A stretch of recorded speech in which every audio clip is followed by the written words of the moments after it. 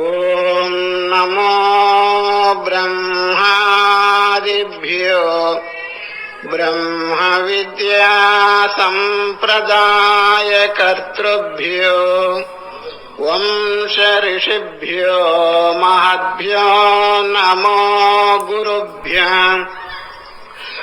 ఓం మంగళం గురుదేవాయ మహనీయ గుణాత్మనే సర్వలోక శరణ్యాయ సాధురూపాయ మంగళం.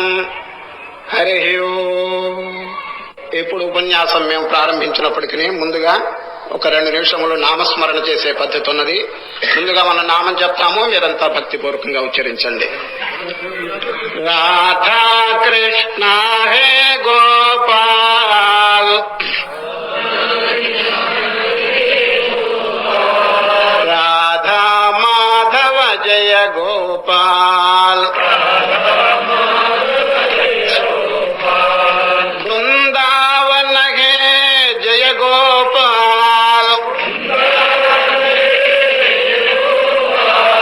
మురళి మనోహర హే గోపాల్, గీతా దాతా హే గోపాల్, గీతాచార్య జయ గోపాల్, రాధా కృష్ణ హే గోపాల్, రాధా మాధవ జయ గోపాల్, బృందావన హే జయ గోపాల్, మురళి మనోహర హే గోపాల్, గీతా దాతా హే గోపాల్, గీతాచార్య జయ గోపాల్, కరుణానిధే గోవింద. పవిత్రమైన గీతాయజ్ఞ సందర్భంగా ఉదయము సాయంత్రము కూడా 2 నిమిషములు ఏకాగ్ర చిత్తంతో పరమాత్మ యొక్క పాదార విందములను స్మరణ చేసుకుంటూ దివ్యమైనటువంటి నామాన్ని మనం గానం చేస్తున్నాము, స్మరణ చేస్తున్నాం. ఇది ఒక చక్కని సంప్రదాయం. ఏది చెప్పండి? భగవన్నామమును స్మరణ చేయటం అనేది. ఎప్పుడెప్పుడు మనకి అవకాశం ఉంటుందో అప్పుడప్పుడు ఈ నామము యొక్క మాధుర్యాన్ని మనం గ్రోలటానికి ప్రయత్నం చేయాలి. ఈరోజు శ్రీకృష్ణ పరమాత్మ విశ్వవ్యాపకమైనటువంటి తన యొక్క దివ్య స్వరూపమును చూపించిన పవిత్ర దినము కాబట్టి ఒక మహామంత్రం మీకు చెప్పదలంచినాను. భక్తిపూర్వకంగా ఉచ్చరించండి. ఓం అనండి. త్రయంబకం యజామహే సుగంధిం పుష్టివర్ధనం ఉర్వారుకమివ బంధనాన్ మృత్యోర్ముక్షీయ మామృతాత్. ఓం త్రయంబకం యజామహే సుగంధిం పుష్టివర్ధనం ఉర్వారుకమివ బంధనాన్ మృత్యోర్ముక్షీయ మామృతాత్. ఓం త్రయంబకం యజామహే సుగంధిం పుష్టివర్ధనం ఉర్వారుకమివ బంధనాన్ మృత్యోర్ముక్షీయ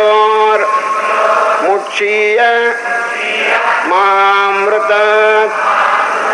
హరి ఓం. ఇప్పుడు మీరు జపం చేసిన మంత్రం పేరు మృత్యుంజయ మహామంత్రం. జ్ఞాపకం పెట్టుకోండి, ఇది ఒక అద్భుతమైనటువంటి మంత్రం అండి. దీని యొక్క మహిమ ఏమిటని మీరు అడిగితే ప్రమాదముల నుంచి తప్పిస్తుందండి ఈ మంత్రం. ప్రమాదం అంటే యాక్సిడెంట్ అంటారు. ఇంటి నుంచి బయటికి పోయిన తర్వాత ఏం జరుగుతుందో ఎవరికి తెలియదండి. ఏమి ప్రమాదం యాక్సిడెంట్ జరుగుతుందో తెలియదు.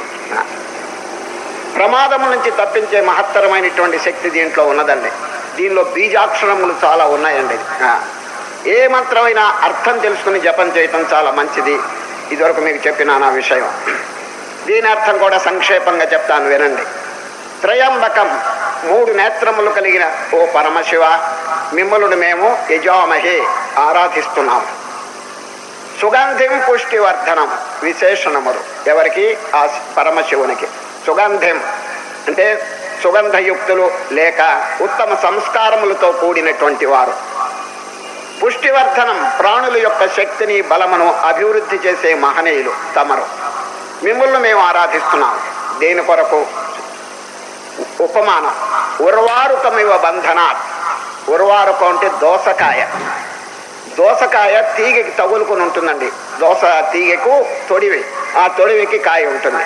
ఆ కాయ రోజు రోజు రోజు రోజు లావెక్కుతుందండి. ఎందుకు ఎక్కుతుంది చెప్పండి? తొడివిలో నుంచి రసం ప్రవేశిస్తుంది దాంట్లో. ఆ తొడివిని కనుక తుంచి వేస్తే ఇక కాయ వృద్ధి పొందదు, అట్లాగే క్షీణించిపోతుంది. అదేవిధంగా ఓ పరమశివ, అనాది కాలం నుంచి మేము సంసార దుఃఖం అనేటువంటి తీగకు లతకు తగులుకున్నాం. మేము ఆ దుఃఖం అనేటువంటి రసం మాలో ప్రవేశించి నానా బాధలు కలుగు చేస్తున్నది మహానుభావ. కాబట్టి కొంచెం ఆ దుఃఖం నుంచి మమ్మల్ని వేరు చేయండి అని ప్రార్థిస్తున్నాం. అమృతాత్, మాకు బంధ విముక్తిని మోక్షమును కలిగించండి. అమృతత్వం అంటే మోక్షం అన్నమాట. అర్థమైందని మళ్ళీ చెప్తున్నాను. త్రయంబకం యజామహే, 3 నేత్రములు కలిగినటువంటి పరమశివుని మేము ఆరాధిస్తున్నాము. వారు సుగంధం, చక్కని సంస్కారములతో కూడిన వారు, సుగంధయుక్తులు. పుష్టివర్ధనం, ప్రాణుల యొక్క శక్తిని బలమును అభివృద్ధి చేసేటువంటి వారు. దోస తీగి నుండి తొడివిని తుంచివేస్తే ఏ విధంగా అది వేరైపోతుందో, దానిలో ఉన్న రసం ఎట్లా దాంట్లో ప్రవేశించదో, అదేవిధంగా ఓ పరమాత్మ, అనాది కాలం నుంచి మేము సంసార దుఃఖం అనేటువంటి తీగకు తగులుకుని నానా బాధలు పొందుతున్నాం.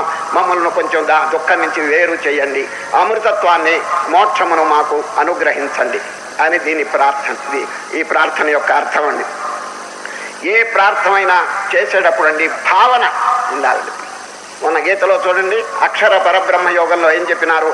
ఓం ఇత్యేకాక్షరం బ్రహ్మ వ్యాహరన్ మాం అనుస్మరన్. వ్యాహరన్ ఉచ్చరిస్తూ, అర్జున ఓంకారాన్ని ఉచ్చరిస్తూ, మాం అనుస్మరన్, అధిష్టానమైనటువంటి నన్ను చింతన చేయండి. కనుక ఏ మంత్రం వచ్చినప్పుడు మంచిదే, కానీ అర్థమును భావించడం అనేది చాలా ఉత్తమమైనటువంటిదండి. ఆ భావన చేసుకుంటూ మంత్ర జపం చేయటం అది నేర్చుకోవాలి, అభ్యాసం చేయాలి. కేవలం ఊరికే మంత్ర నోటితో ఉచ్చరించినంత మాత్రం చేత కొంత పుణ్యం వస్తుంది, కానీ మోక్షం రావాలంటే దాన్ని మననం చేయాలి. ఆ భావాన్ని చక్కగా మననం చేయాలి. ఇప్పుడు ఎక్కడున్నాం చెప్పండి? భగవద్గీతలో మనం భక్తి షట్కంలో ఉన్నాం. అది 11. రేపు భక్తి యోగం కూడా భక్తి షట్కానికి చెందింది. దాంతో భక్తి షట్కం పూర్తి అయిపోతుందండి 6 అధ్యాయములు. 13వ అధ్యాయం దగ్గర నుంచి అద్భుతమైనటువంటి ఆత్మవిచారణ. కర్మ భక్తిని గురించి చాలా మందికి పరిచయం ఉందండి, కానీ జ్ఞానమును గురించిన పరిచయం లేదు. అది ముఖ్యంగా మనం తెలుసుకోవాల్సినటువంటి విషయం అండి. నిష్కామ కర్మ చేయటంలో కూడా పెద్ద కష్టం లేదు, భక్తిని మనం అభ్యసించాలన్నా కూడా పెద్ద కష్టం లేదు. కానీ జ్ఞాన విచారంలో ప్రవేశించి అనుభూతిని పొందటంలో కొంత ప్రయాసం ఉంటుందండి. ఎందుకు అని మీరు అడగచ్చు. అనేక జన్మల నుంచి నెగిటివ్ అట్మాస్ఫియర్ బాగా ప్రవేశించిందండి హృదయంలో. నెగిటివ్ అంటే ఏమిటి? క్యారెక్టర్ చాలా హోప్లెస్గా తయారైపోయిందండి. చరిత్ర శుద్ధి లేదండి, మనశుద్ధి, హృదయ శుద్ధి లేదు. ఇంద్రియములు ఇష్టం వచ్చినట్టు చెలరేగుతున్నాయి. అందుచేత ఈ ఏకాగ్రత కానీ నిర్మలత్వం కానీ లేదండి. అర్థం 2 దోషాలు ఉన్నాయండి. మురికి, దుమ్ము చేత కప్పబడింది, కదులుతున్నది. చూడండి, ముఖం ఎట్లా ఎవరికైనా కనిపిస్తుందా చెప్పండి? అది పోనీ మురికి తుడిచేసినాం అనుకోండి, కదులుతుంటే ఎట్లా కనిపిస్తుంది ముఖం చెప్పండి? 2 కదలకుండా ఉండటం ఒకటి, మురికి లేకుండా ఉండటం ఒకటి. ఈ విధంగా 2 కనుక మనం ఏర్పాటు చేసుకుంటే అద్దంలో ముఖం అనేది స్వచ్ఛంగా కనిపిస్తుందండి. అద్దం అంటే ఏమిటి చెప్పండి? మన మనస్సు.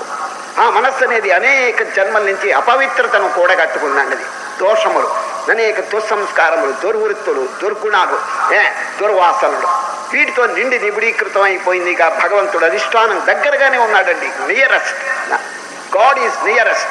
కానీ అది కూడా సరి అయిన పదం కాదండి.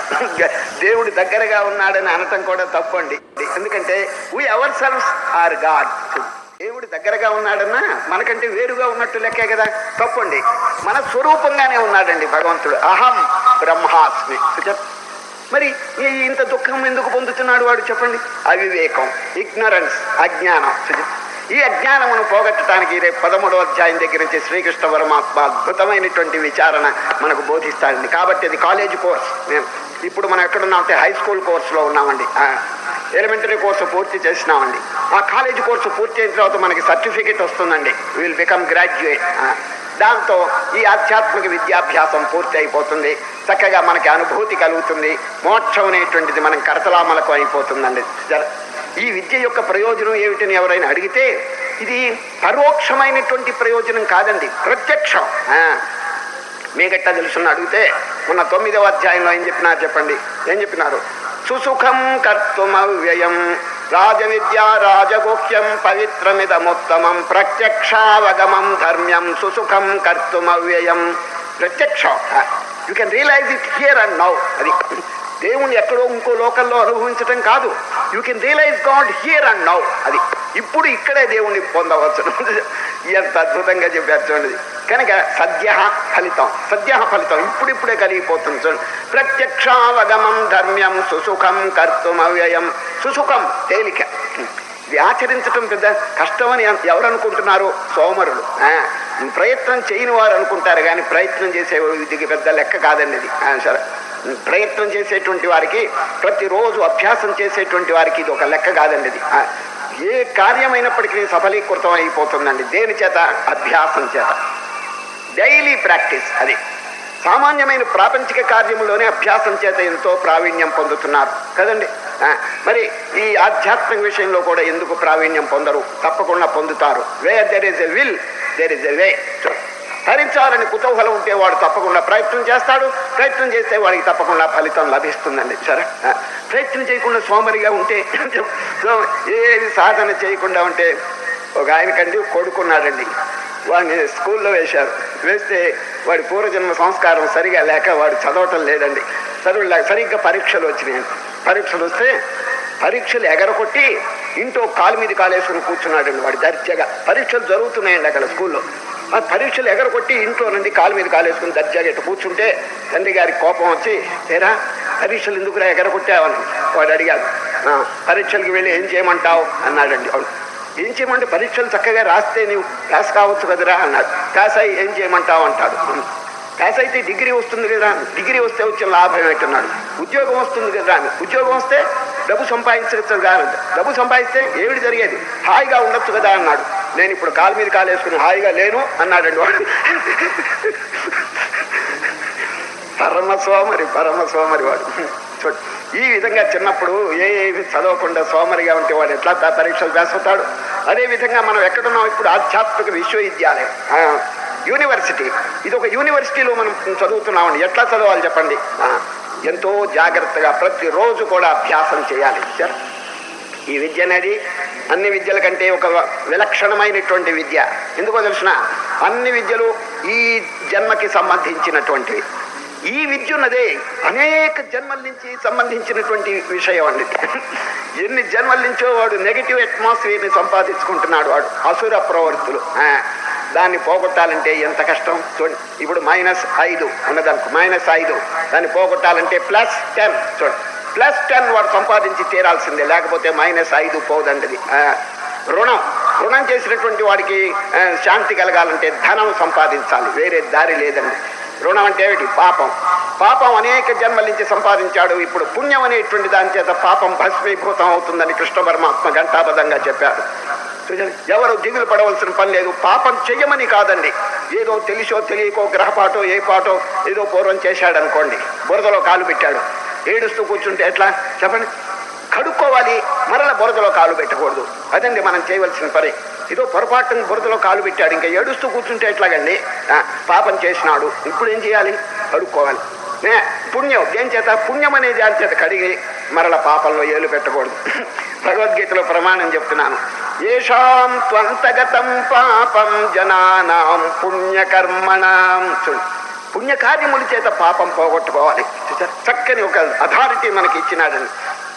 పాపం అనేది పోదు పోదు అని ఎవరైనా ఏడుస్తుంటే తప్పకుండా పోతుందని కృష్ణ పరమాత్మ చెప్పినారు. చూడండి, రుణం అనేది ఎందుకు పోదండి? అప్పు చేశారు, తప్పకుండా పోతుంది, మీరు సంపాదించండి. ఏషాం త్వంతగతం పాపం జనానాం పుణ్యకర్మణాం తే ద్వంద్వమోహ నిర్ముక్త భజంతే మాం దృఢవ్రతా. అది మాస్టర్ గారండి, చిన్న క్లాస్ అండి, కిండర్ గార్టెన్ అంటే వీధి బడి అంటే మరీ చిన్న పిల్లలండి. వాళ్ళందరినీ కూర్చోబెట్టి పలకలు ఇచ్చి బలపాలు ఇచ్చి డిక్టేషన్ చెప్తున్నాడండి. ఎవరు? మాస్టర్ గారు.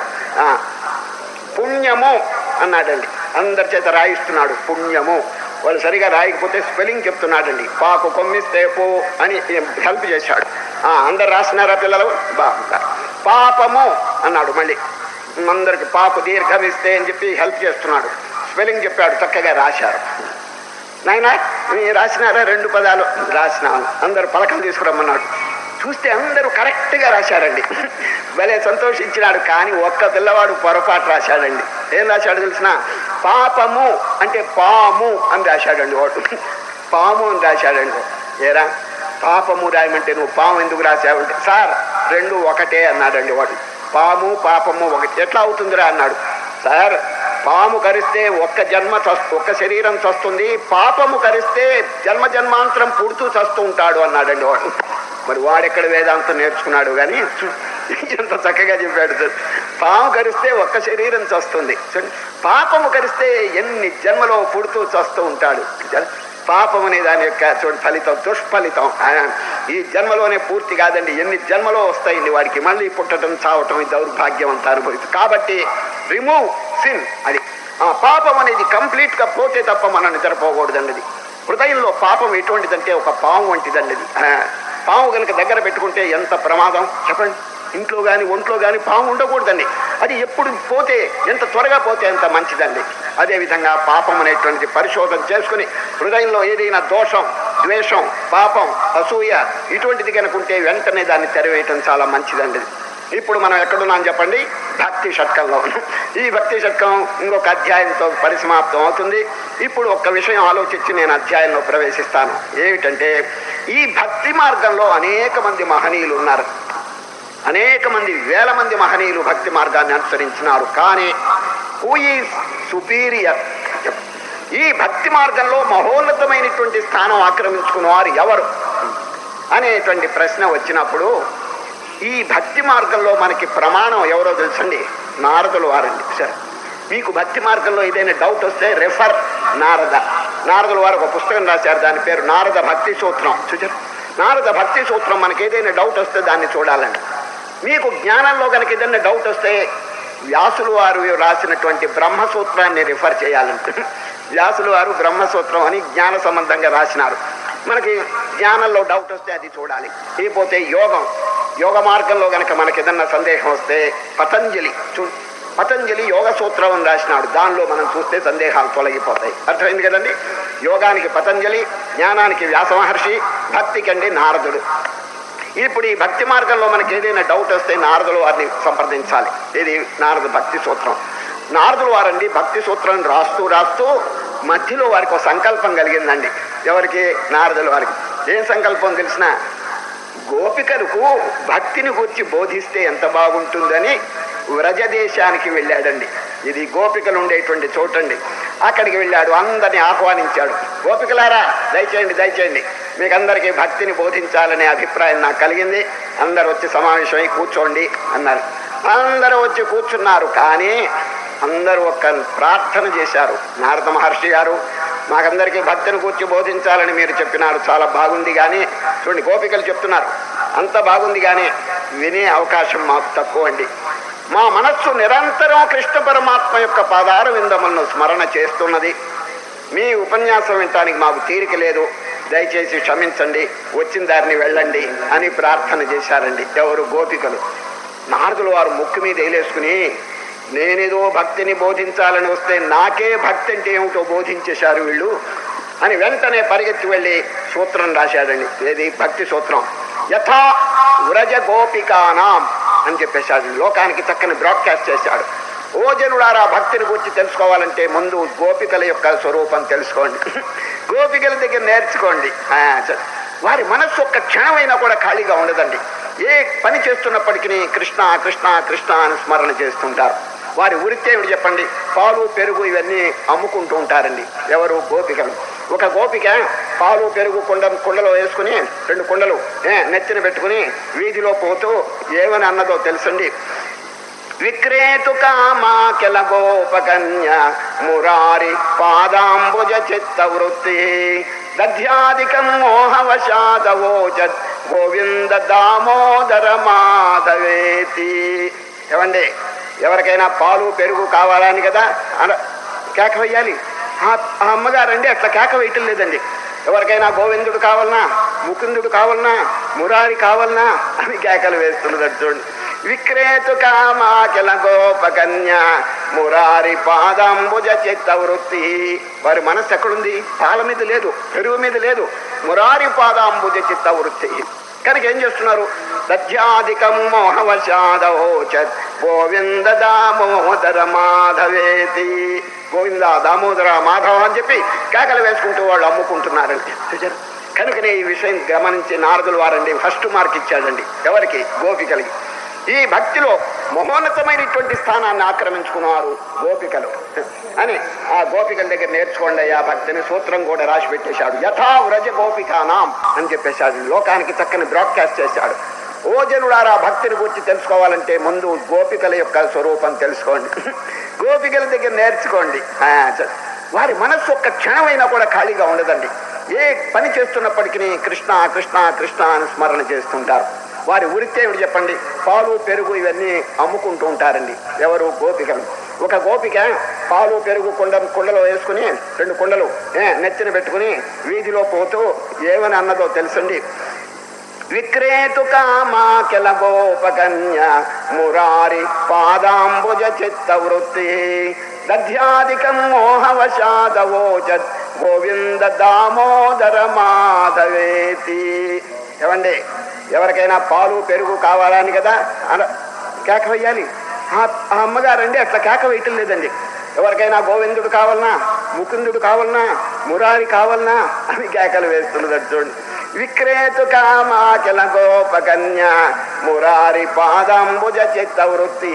వారి మనస్సు ఎక్కడుంది? పాల మీద లేదు, పెరుగు మీద లేదు. మురారి పాదాంబుజ చిత్త వృత్తి. కనుక ఏం చేస్తున్నారు? దధ్యాదికం మోహవశాదవోచత్ గోవింద దామోదర మాధవేతి. గోవింద దామోదర మాధవ అని చెప్పి కేకలు వేసుకుంటూ వాళ్ళు అమ్ముకుంటున్నారండి. కనుకనే ఈ విషయం గమనించి నారదులు వారండి ఫస్ట్ మార్క్ ఇచ్చాడండి. ఎవరికి? గోపికలకి. ఈ భక్తిలో మహోన్నతమైనటువంటి స్థానాన్ని ఆక్రమించుకున్నారు గోపికలు అని ఆ గోపికల దగ్గర నేర్చుకోండి ఆ భక్తిని సూత్రం కూడా రాసి పెట్టేశాడు. యథా వ్రజ గోపికానాం అని నారద భక్తి సూత్రంలో సూత్రం అనేది. కనుక ఇప్పుడు ఈ భక్తి మార్గంలో మనం ఉన్నాం కాబట్టి ఏమండి, భక్తి అంటే ఎటువంటిదో వారి యొక్క చరిత్ర కనుక చూస్తే మనకు తెలుస్తుందండి. ఇతరమైనటువంటి కార్యక్రమాలన్నీ వదిలిపెట్టి ఒకే వస్తువుని ధ్యానించటం పేరు అనన్య భక్తి. అనన్య. ఈరోజు కూడా ఆ పదం వస్తుందండి. ఈ అధ్యాయం 11వ అధ్యాయం చివర ఓ ప్రశ్న వస్తుందండి. విశ్వరూపం చూపిస్తారు కదా, ఈ విశ్వరూపం కేవలం అర్జునుడేనా, ఇంకెవరైనా చూడగలరా అనే ప్రశ్న వచ్చిందండి. వస్తే కృష్ణ పరమాత్మ ఆయన ఎనీబడి కెన్ సీ, ఎవరైనా చూడవచ్చునని చెప్పి ఘంటాపదంగా చెప్పేశాడండి. నాహం వేదై న తపసా న దానేన న చేజ్యయా శక్య ఏవం విధో ద్రష్టుం దృష్టవానసి మాం యథా. దేనివల్ల చూడగలరు? భక్త్యాత్వనన్యయా శక్య అహమేవం విధోర్జున. అనన్యమైన భక్తి. ఎవరికైనా అనన్యమైన భక్తి ఉంటే వారు చక్కగా చూడగలరు. అనన్య ఏమిటి దాని అర్థం? అన్యము కానిది. ఇతరమైనటువంటి దృశ్య వస్తువులు ఇవన్నీ కలవకూడదండి. కేవలం కాన్సన్ట్రేటెడ్ మైండ్. అది అన్యమైన సంకల్పం ఏది లేకుండా ఒక్క భగవంతుని యొక్క పదార విందములందు కనుక మనస్సు లగ్నమైతే దాని పేరు అనన్య భక్తి. ఇప్పుడు అందరికీ అట్లా లేదే. ఇటు పరిగెత్తుతుంది మనస్సు, అటు పరిగెత్తుతుంది, కాన్సన్ట్రేషన్ లేదండి. అది అందుచేత అది అనన్య భక్తి కాదు. ఒకే స్వరూపాన్ని ఎడతెగకుండా తైలధార వలె గనక చక్కగా ఏకాగ్రంగా చింతన చేస్తుంటే అది అనన్య భక్తి. ఈ అనన్య భక్తి వల్ల ఎవరైనప్పటికీ కెన్ సీ ఆర్ రియలైజ్ విశ్వరూప, తప్పకుండా చూడగలరని శ్రీకృష్ణ పరమాత్మ హామీ ఇస్తున్నాడండి. ఇప్పుడు మహాపవిత్రమైనటువంటి ఒక అధ్యాయం విశ్వరూప సందర్శన యోగంలో మనం ప్రవేశిస్తున్నాం. 18 అధ్యాయాలు భగవద్గీత ఉంటే ఒక్క అధ్యాయంలోనండి దృశ్యం ఈ విశ్వరూపం చక్కగా మనకి చూపిస్తున్నారండి. 17 అధ్యాయములు బోధలు, బోధకి సంబంధించింది. ఇది మాత్రం దర్శనం, ప్రత్యక్షంగా చూపిస్తున్నారండి. కనుకనే దీనికి గొప్ప మహత్వం ఉన్నదండి. ఎందుకంటే డైరెక్ట్గా భగవంతుడు చూపించినటువంటిది. దీని యొక్క అసలు ఎందుకు ఇది చూపవలసి వచ్చిందంటే ప్రపంచంలో నుండి దేవుని కూర్చున్నటువంటి భావన అందరికీ సరిగా లేదండి. దేవుడు ఏదో ఒక లిమిటెడ్గా ఒక చిన్న రూపం, ఒక మూర్తి, ఒక విగ్రహం, ఒక పటం, ఇదేండి అందరికీ చాలా మందికి తెలిసిన విషయం. విశాలమైనటువంటి బ్రహ్మాండం అంతా భగవంతుని యొక్క స్వరూపం అని అందరికీ తెలియదండి. నిజంగా తెలిస్తే ఇక వాడి చరిత్రే మారిపోతుందండి. Complete character will be changed. ఇదివరకు కఠినమైనటువంటి హృదయం కలిగిన వాడు ఇప్పుడు ప్రేమ, దయ, కరుణ, పరోపకారం కలిగి ఉంటాడు. ఎందుకు చెప్పండి? ఈ శరీరంలో ఇన్ని అవయవాలుంటే ఎంత ప్రేమ చూపించుకుంటాయి చెప్పండి. ఈ చెయ్యి వచ్చి ఈ చెయ్యికి ఎంత సహాయపడుతుంది? కంట్లో ఏదన్నా నలక పడితే ఈ చెయ్యి వచ్చి నెమ్మదిగా తీసేస్తున్నదే, కానీ కాలికి వెళ్ళిన ముళ్ళు గుచ్చుకుంటే ఇతర అవయవాలు వచ్చి దానికి సహాయపడుతున్నాయి. ఒకరికొకరు ఐకమత్యంగా ఈ శరీరంలో ఎంత సహాయపడుతున్నాయి చూడండి. అది భిన్నత్వం ఉన్నది. ఈ చెయ్యి వేరు, ఈ చెయ్యి వేరు, కాలు వేరు, అన్ని అవయవాలు వేరు, కానీ although there is diversity, there is unity. అది ఏకత్వం అనేది మన శరీరంలో ఎట్లా ఉన్నదో ఈ సమష్టిలో కూడా అనేక, ఇప్పుడు చూడండి, పురుషులు వేరు, స్త్రీలు వేరు, జంతువులు వేరు, రాక్షసులు వేరు, దేవతలు వేరు, పశుపక్షాదులు వేరు, రకరకాలుగా కనిపిస్తున్నాయి. కోటాను కోట్ల మంది ప్రాణులు. ఏమండి, ఒక ప్రాణిని ద్వేషించి, ఒక ప్రాణిని బాగా కత్తి పెట్టి కోసి మన జిహ్వాచాపల్యం కోసం ఒక ప్రాణిని భోజనం చేస్తుంటే దానికి ఏమైనా అర్థం ఉందా చెప్పండి? అది కేవలం మన శరీర పోషణ కోసం ఎన్ని ప్రాణులు నాశనం అయిపోతున్నాయో మన కళ్ళారా మీరు చూస్తున్నారు కదండి. ఇది ఇదేనండి మా ప్రాణి భగవంతుని యొక్క సేవ ఎట్లా అవుతుంది చెప్పండి. ఇది నారాయణుడు ఎక్కడున్నాడు చెప్పండి? సమస్త ప్రాణికోట్లను కూడా వ్యాపించున్నాడని ఊరికి పుస్తకాలు చదవటమే కానీ నిత్య జీవితంలో దాన్ని ట్రాన్స్లేట్ చేయటం లేదండి మనం. ఇటువంటి అధ్యాయములు కనుక మనం చక్కగా అర్థంతో సహా కనుక చదివితే our complete character will be changed immediately. ఎందుకంటే ఒక ప్రాణిని మనం బాధ చేస్తే ఆ బాధ ఎవరి బాధ? భగవంతుని మనం బాధ చేసినట్టు. పూజ చేసేటప్పుడు కానీ, సంధ్యావందనం చేసేటప్పుడు కానీ ఒక మంత్రం ఉందండి. ఏ మంత్రం వినండి. ఆకాశాత్ పతితం తోయం యథా గచ్చతి సాగరం సర్వదేవ నమస్కారః కేశవం ప్రతి గచ్చతి. ఆకాశం మీద పడినటువంటి నీళ్లన్నీ ఎట్లా నదీ రూపంగా సముద్రంలో కలిసిపోతున్నాయో ఏ దేవుడికి దండం పెట్టినా పరమాత్మకి చెందుతుంది అని ఉందండి. దానికి సర్వదేవ నమస్కారః కేశవం ప్రతి గచ్చతి. ఈ వాక్యం విని ఒక ఆయన సూచన చేసినాడు, ఇంకొక చిన్న మంత్రం కూడా ఉంటే బాగుంటుంది దాని పక్కనే. ఏమిటన్నారు? సర్వజీవ తిరస్కారః కేశవం ప్రతి గచ్చతి అన్నాడు. ఏ జీవిని ద్వేషించినప్పటికీ అది కూడా భగవంతునికి చెందుతుంది అని రాస్తే బాగుండునే అన్నాడు. చూడండి ఎంత చక్కగా సలహా ఇచ్చాడు చూడండి. కేవలం ఏ దేవుడికి దండం పెట్టినా భగవంతుడికి చెందుతుందనేది కాకుండా ఏ జీవిని మనం బాధించినప్పటికీ ఆ అపచారం దేవుడికి చెందుతుంది. సరే, అది కనుక తెలుసుకుంటే ఇంకా ఏ ప్రాణికి బాధ చేస్తాడో చెప్పండి? లేదు కదా. ప్రేమ, దయ ఇవన్నీ కలిగి ఉంటాడండి. కనుక ఉపనిషత్తులన్నీ ఘోషిస్తున్నాయి చూడండి. యస్మిన్ సర్వాణి భూతాని ఆత్మైవ భూద్విజానత తత్ర కో మోహ కశోక ఏకత్వమనుపశ్యతః. ఈశావాస్య ఉపనిషత్తు. ఉపనిషత్తులు కూడా కొంచెం బాగా చదవటం చాలా మంచిదండి. ఎందుకంటే మనకున్నటువంటి శాస్త్ర ప్రమాణాల్లో హయ్యెస్ట్ అథారిటీ ఉపనిషత్తు అండి. తక్కినవి శాస్త్రములండి, తర్వాత వచ్చే అథారిటీస్ ప్రమాణాలు. హయ్యెస్ట్ అథారిటీ మనకు దాదాపు సుప్రీం కోర్టు అండి. సుప్రీం కోర్టు ఎంత గొప్ప అథారిటీ మనకి ఇది కేసుల్లో. ఉపనిషత్తులు అటువంటి అథారిటీ అండి, దాని తిరుగులేదండి. That judgement is final. ఉపనిషత్తులు 108 ఉన్నాయండి. 108కి తాత్పర్యాలు రాసినటువంటిది ఎక్కడ నేను చూడలేదండి. ఇది కనుక ఆ 108 యొక్క భావాలన్నీ గ్రంథ రూపంగా ఉంటే బాగుండని 108 ఉపనిషత్తులు ఒక గ్రంథ రూపంగా చేసి దాంట్లో ముఖ్యమైనటువంటి మంత్రాలకి తాత్పర్యం రాసి ఉన్నదండి. దాని పేరు ఉపనిషత్ రత్నాకరం. దానిలో ఒక్కొక్క ఉపనిషత్తులో ఎంత అమోఘమైనటువంటి విషయాలు చెప్పబడింటే నేను నోటితో చెప్పడం కాదండి. అది కనుక బాగా చింతన చేస్తుంటే జీవితమే మారిపోతుందండి. అది చూడండి, ఒక మంత్రం చెప్తాను. మొదటి ఉపనిషత్తు యస్మిన్ సర్వాణి భూతాని ఆత్మైవా భూద్విజానత తత్ర కో మోహ కశోక ఏకత్వమనుపశ్యతః. బ్రహ్మాండమంతా యూనిటీ, ఒకే స్వరూపం అని తెలుసుకుంటే ఎవరి మీద అసూయ అడుగుతున్నాడు చూడండి ఉపనిషత్కారులు. ఎవరి మీద ద్వేషం, ఎవరి మీద రోషం, ఎవరిని కొడతావు, ఎవరిని తిడతారు చెప్పండి. అంతా ఒకే స్వరూపం అని తెలిసినప్పుడు ఇంకా ఎవరిని బాధిస్తారు. కాబట్టి his character will be completely change, మారిపోతుందండి. కనుక ఈ విశ్వరూపం కూడా అందుకేనండి చూపించేది. సరే, అర్జునుడు గారు ప్రశ్న అడుగుతారు ఇప్పుడు. ఈ అధ్యాయంలో మొట్టమొదట కృష్ణుడు చెప్పరండి, అర్జునుడు గారు తన యొక్క అనుభవాన్ని వెల్లడిస్తున్నారు. ఈ అధ్యాయంలో ఏ విధంగా వెల్లడిస్తున్నారో చూడండి. కృష్ణ, నా మీద అనుగ్రహం చేత మీరు చక్కగా బోధ చేస్తున్నారు. ఇప్పటికి ఎన్ని అధ్యాయాలైనవి చెప్పండి? 10 కదండి. అంటే 10 అంశులు మంది తాగారండి. ఎవరు? అర్జునుడు. నా రోగం, నా మోహం, నా యొక్క సంశయములన్నీ కూడా దూరీకరింపబడి నేను ఇప్పుడే చెప్పేస్తున్నారండి. సామాన్యంగా అందరూ చెప్తారు 18 అంశులు మందు తాగితే 18 అధ్యాయములు వింటే అర్జునుడి యొక్క సంశయములు తొలగిపోయినాయని జనరల్గా చెప్తుంటారు. దానికి ప్రమాణం ఉన్నదండి. ఎక్కడ? చివరి అధ్యాయంలో నష్టో మోహ స్మృతి లబ్ధ స్వత్ప్రసాదాన్మయాచ్యుత స్థితోస్మి గత సందేహ కరిష్యే వచనం తవ. ఇదండి ప్రమాణం. అర్జునుడు డైరెక్ట్గా చెప్పేసినాడు, నా మోహం, నా సంశయములు, నా యొక్క అజ్ఞానం ఇవన్నీ కూడా పోయినాయి అని చెప్పి ఘంటాపథంగా చెప్పేశాడు ఎవరు? అర్జునుడు. కానీ 10 అంశులు, ఇంతవరకు 10 అధ్యాయాలు అయినాయండి. 10 అంశులు మందు తాగాడు. వెంటనే అర్జునుడు గారు తన అనుభవాన్ని వెల్లడిస్తున్నారు ఈ అధ్యాయం మొదట్లో. చూడండి, కృష్ణ, నా మీద అనుగ్రహం చేత ఏం మీరు బోధ చేసినారో 10 అధ్యాయములు, దాన్ని వినంగానే నా సంశయములు దూరీకరింపబడిని, నా యొక్క మోహం, నా యొక్క సందేహములన్నీ కూడా తొలగింపబడ్డాయని చక్కగా తన యొక్క అనుభూతిని వెల్లడిస్తున్నాడు. చూడు, మదనుగ్రహాయ పరమం గుహ్యమధ్యాత్మ సంజితం యత్వయోక్తం వచస్తేన మోహోయం విగతో మమ. Please underline. మోహోయం విగతో మమ. మమ మోహ విగత. విగత అంటే నశించిపోయింది, మోహం అంటే అజ్ఞానం. ఎంత డైరెక్ట్గా చెప్పేస్తున్నాడు చూడండి.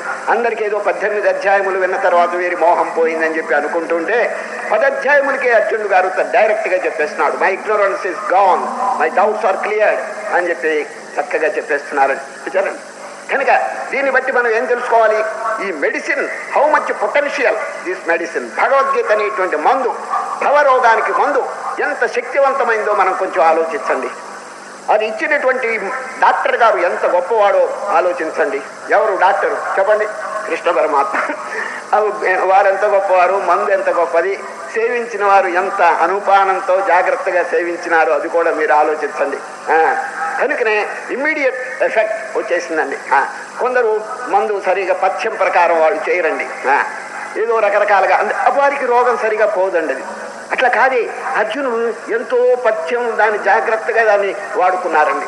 వారు చెప్పినటువంటి బోధను నిత్య జీవితంలో బాగా చింతన చేసుకుంటూ జాగ్రత్తగా దాన్ని ఆచరణలో పెట్టారు. వెంటనే వారికి పోయింది ఏది?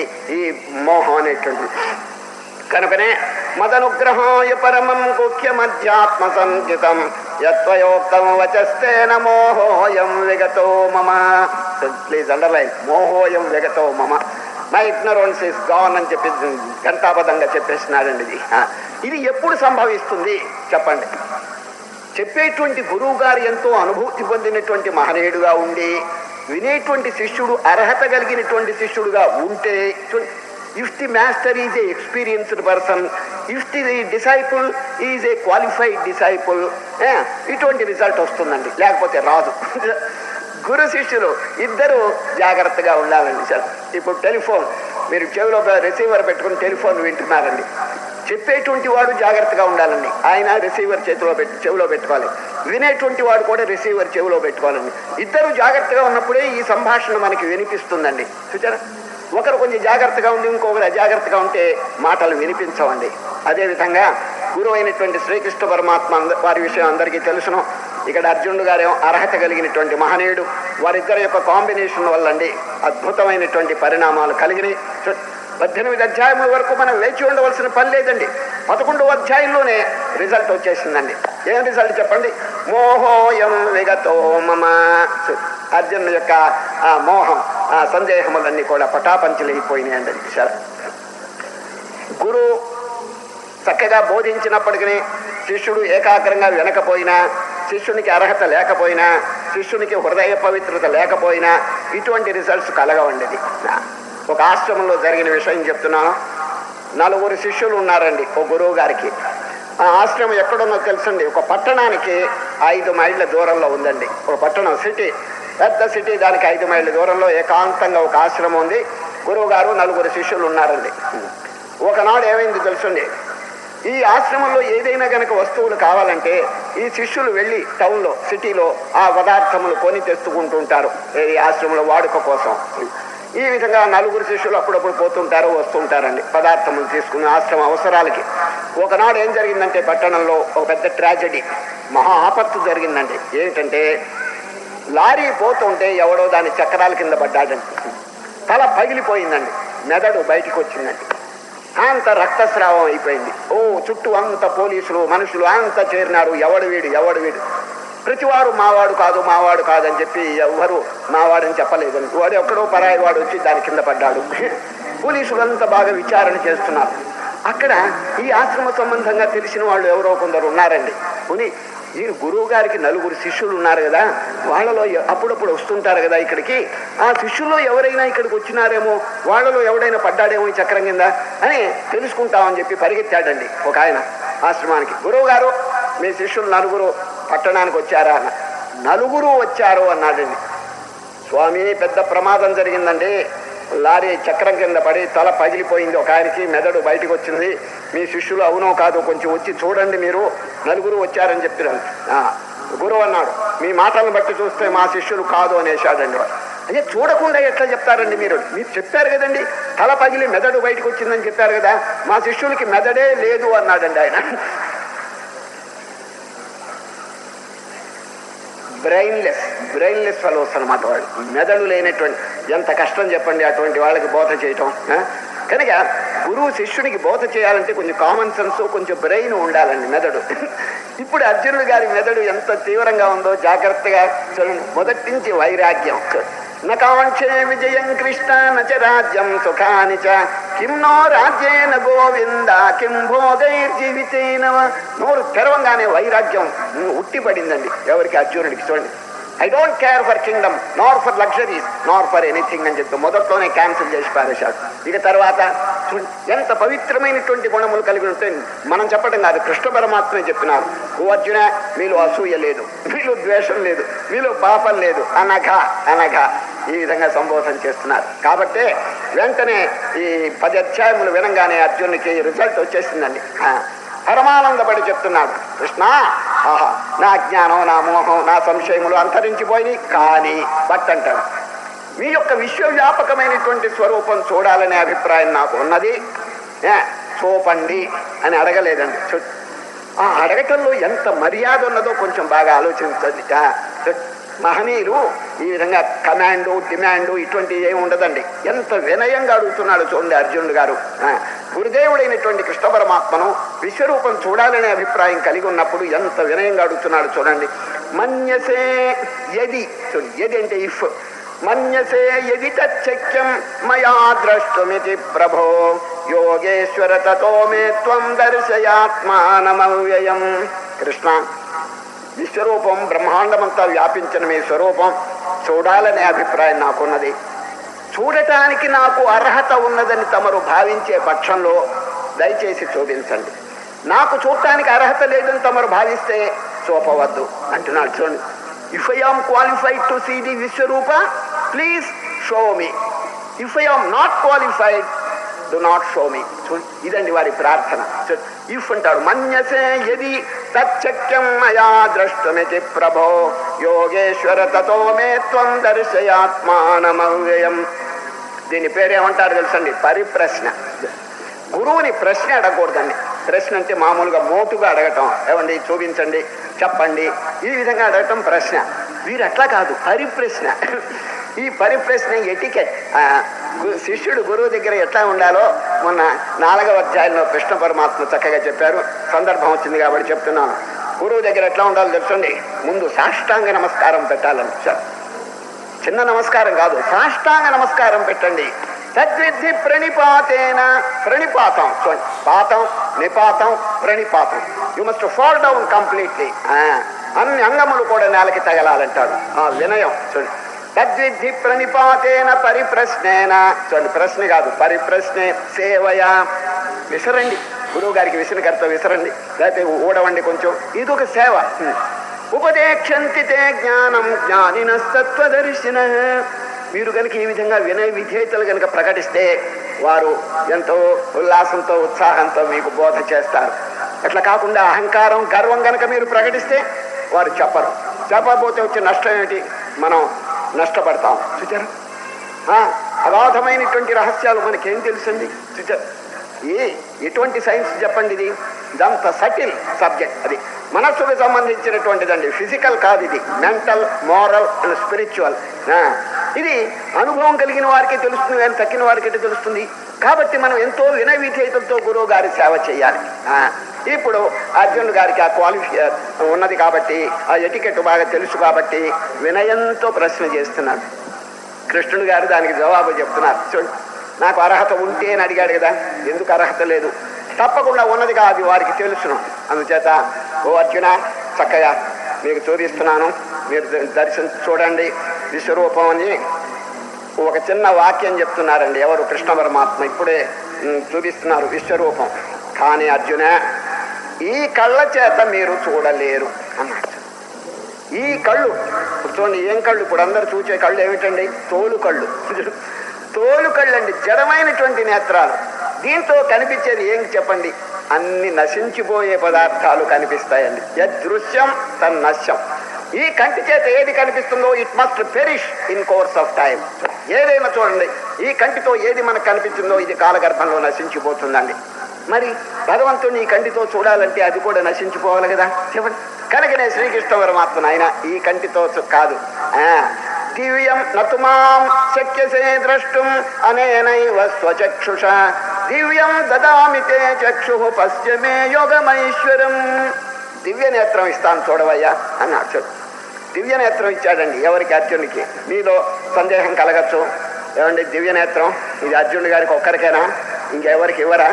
లేకపోతే దివ్య నేత్రం ఏదైనా జనరల్గా అమ్ముతారా ఎక్కడైనా సూపర్ మార్కెట్లో అని కొందరికి సందేహం కలగచ్చు. ఈ దివ్య నేత్రం అనేది ఒకరి సొత్తు కాదండి. ఇది ఎవరైనా అర్హత కలిగి ఉంటే తప్పకుండా వారికి జ్ఞాననేత్రం, దివ్య నేత్రం కలిగి తీరుతుంది. ఏమిటి దాని క్వాలిఫికేషన్? అనన్య భక్తి. ఇది చివరికి చెప్తారు, ఆ సందర్భం వచ్చినప్పుడు నేను చెప్తాను. ఇంకొకటి, మాల ఉన్నదనుకోండి, మాలలో పుష్పాలు కనిపిస్తున్నాయి, దారం కనిపించదు. కానీ దారం మీరు చూడగలుగుతున్నారు ఏ నేత్రంతో? చెప్పండి.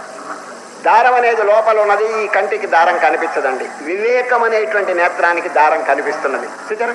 ఆ వివేకం అనే నేత్రమే అసూక్ష్మమైనటువంటిదండి, జ్ఞాన నేత్రం. పాలలో వెన్న ఉన్నదా లేదా చెప్పండి, ఈ కంటికి వెన్న కనిపించదండి. వివేకం అనే నేత్రానికి వెన్న కనిపిస్తున్నది. పాలలో వెన్న ఉన్నది, అది ఏ విధంగా కనిపిస్తున్నది? దాన్ని ముందు వేడి చేయండి, హీట్ చేయాలి, దాన్ని బాగా పెరుగు అవుతుంది, దాంట్లో తోడు పెట్టాలి, పేర పెట్టవలను, మజ్జిగని పెరుగుని చిలకవాలి, అప్పుడు వెన్న బయటకు వస్తుంది. చూచా, దాంట్లో ఉన్నది కానీ అందరికీ కనిపించదు. అది ఒక సాధన చేత బయటపడుతుంది. అదేవిధంగా మాల, పుష్పమాలలో దారం ఉన్నది. చూడండి, చిన్న పిల్లవాడు అంటాడు లేదంటాడు. వాడు ఎందుకు లేదు? దారం నాకు కనిపించట్లేదు అంటాడు. అదేవిధంగా ఇప్పుడు నాస్తికుడు కానీ ఎవడైనా ఏమంటే దేవుడు ఉన్నాడా అని అడగండి, లేడు. ఎందుకు లేడు? నాకు కనిపించటం లేదంటాడు. కనిపించిన వస్తువు లేదని ఎట్లా అంటారు చెప్పండి? ఇప్పుడు ఆకాశం కనిపిస్తుందా చెప్పండి? లేని వస్తువు. ఇప్పుడు చూడండి, నాస్తికుడు దేవుడు నాకు కనిపించట్లేదు కాబట్టి లేడు అని చెప్తున్నాడు కదా. ఆకాశం కనిపిస్తుందా? గాలి కనిపిస్తున్నదా? అంత మాత్రం చేత గాలి లేదా చెప్పండి? సరే పోనీ అవన్నీ వద్దండి, మీ కన్ను మీకు కనిపిస్తున్నదా చెప్పండి? ఎవడి కన్ను వాడి కనిపించదండి, అద్దం ఉంటే గాని కనిపించదు. అంత మాత్రం చేత కన్ను లేదా? వీపు, మీ వీపు మీకు కనిపిస్తున్నదా? కనిపించిన వస్తువు లేదని ఎట్లా అంటారండి? పగటిపూట నక్షత్రాలు కనిపించవండి, అంత మాత్రం చేత లేవా చెప్పండి? కనుక బ్రహ్మాండమంతా వ్యాపించిన వస్తువు కంటికి కనిపించకపోయినా వివేకం అనేటువంటి నేత్రంతో మనం చూడగలుగుతున్నాం. అదే జ్ఞాన నేత్రం. నతుమాం శక్యసే ద్రష్టుమనేనైవ స్వచక్షుష దివ్యం దదామి తే చక్షు పశ్యమే యోగమైశ్వరం. ఓ అర్జున, దివ్య నేత్రం ఇస్తున్నాను చూడవయ్యా అని భగవంతుడు దివ్య నేత్రం అంటే ది పవర్ ఆఫ్ డిస్క్రిమినేషన్, వివేకం అనే నేత్రం. అది ఎవరైనా పొందవచ్చును అనన్యమైనటువంటి భక్తి చేతని కృష్ణ పరమాత్మ చెప్పబోతారు ఇప్పుడే. ఆ భగవానుడు వీరికి అనుగ్రహించినారు ఆ దివ్యనేత్రం, చక్కగా విశ్వరూపం చూస్తున్నారు. ఆ వర్ణిస్తుంటే ఎంత అమోఘంగా ఉంటుందంటే నిజంగా ఈ ప్రార్థన అండి దివ్యమైనటువంటి ప్రార్థన అండి. భగవంతునికి వచ్చి స్తోత్రం చేస్తాడు అర్జునుడండి. ఇప్పుడు శ్రీకృష్ణ పరమాత్మ సంజయులు వారు ఇద్దరు కూడా ఒక వాక్యం చెప్పారండి. ఏమిటంటే బ్రహ్మాండమంతైన కూడా ఆ విశ్వరూపంలో ఒక్క చోట ఇమిడి ఉన్నదటండి. ఇహైకస్థం జగత్కృత్స్నం ప్రవిభక్తమనేకథ అంటాడు ఎవరు? కృష్ణ పరమాత్మ. ఈ సంజయులు వారు కూడా అదే భావం చెప్తారండి. సార్ ఇహైకస్థం జగత్కృత్స్నం పశ్చాద్య సచరాచరం. కృష్ణ పరమాత్మ అర్జునుడికి చెప్పినారు. వీరేం చెప్పినారు సంజయులు వారు? తత్ర ఏకస్థం జగత్కృత్స్నం ప్రవిభక్తమనేకథ అపశ్యద్దేవదేవస్య శరీరే పాండవస్తథ. ఇద్దరు ఒకే విషయం. ఏమిటి? ఏకస్థం అనేటువంటిది కామన్ గా ఉందండి. తత్ర ఏకస్థం అని చెప్పి సంజయులు చెప్పారు. పరమాత్మ ఏం చెప్పినాడు కృష్ణవరం? ఇహైకస్థం జగత్. ఈ జగత్ అంతా ఒక్క చోట లిమిటెడ్ గా ఉంది. బ్రహ్మాండమంతా the whole universe is a part and parcel in God. భగవంతుల్లో ఒక చిన్న పార్ట్ అండి. ఇంకా ఎంత ఉన్నదో చెప్పలేవండి. We cannot gauge. అది కొలిచేటువంటి విషయం కాదండి. పాదోస్య విశ్వాభూతాని త్రిపాదస్యామృతం దివి అంటారు చూడండి. మన పురుషోక్తంలో దాంట్లో పాదోస్య విశ్వాభూతాని త్రిపాదస్యామృతం దివి. ఒక్క పాదంలో ఇదంతా ఉన్నదటండి. ఇంకా 3 పాదాలు పైన ఉన్నాయి. ఎంత విశ్వవ్యాపకమైనటువంటి స్వరూపం చూడండి. అర్జునుడు వారి స్వరూపం చూచి స్తోత్రం చేస్తారండి. ఆ స్తోత్రం ఎంత దివ్యంగా ఉంటుందంటే ఆ సంస్కృత భాష అండి తక్కినంత అనుష్ఠుప్ ఛందస్సు అండి. భగవద్గీతలో అన్ని శ్లోకాలు అనుష్ఠుప్ ఛందస్సు.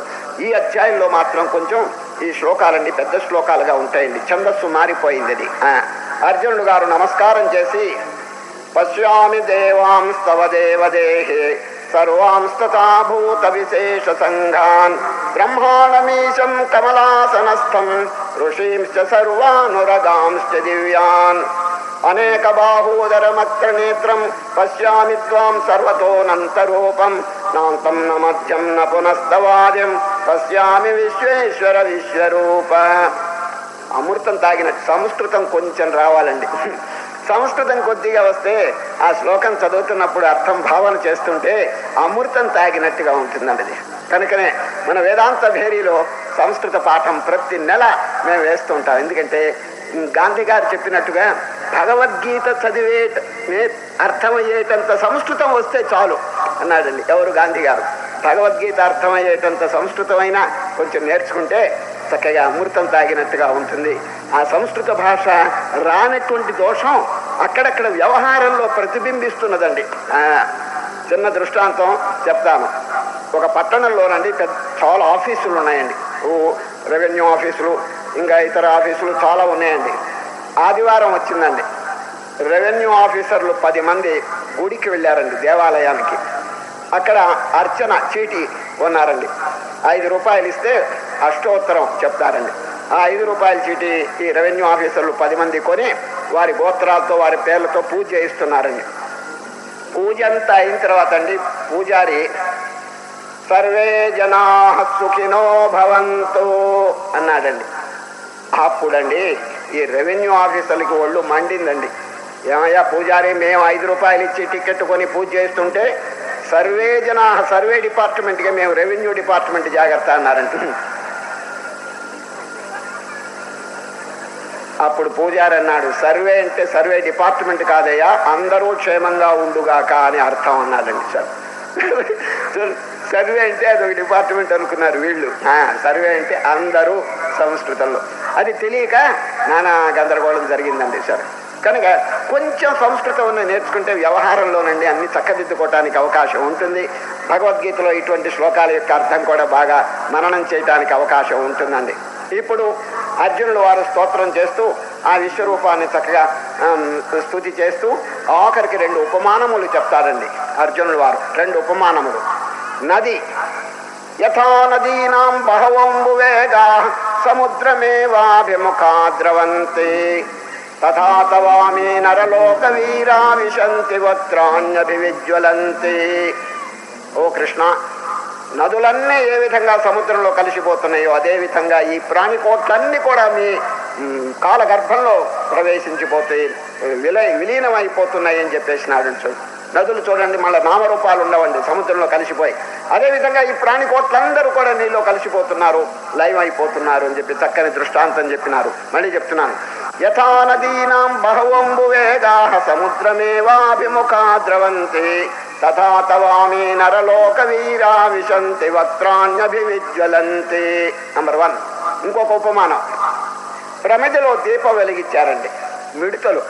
మిడతలు వచ్చి పాపం ఏదో ఆకర్షింపబడి ఆ నిప్పులో పడి చచ్చిపోతున్నాయని. అదొక ఉపమానం.